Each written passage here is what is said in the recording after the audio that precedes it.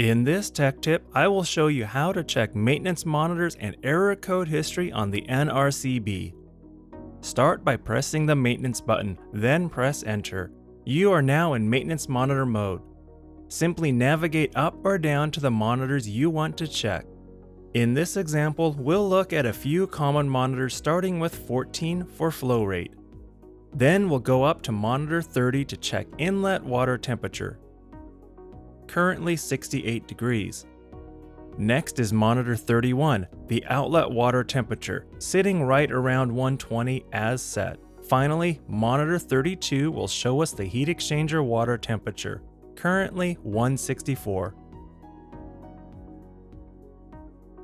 To quickly check the error code history, press the maintenance button, then press enter. Hit the down arrow and it will take you directly to 91, the most recent error code. You may continue up through the rest of the history, and once you see 000, there are no more error codes stored.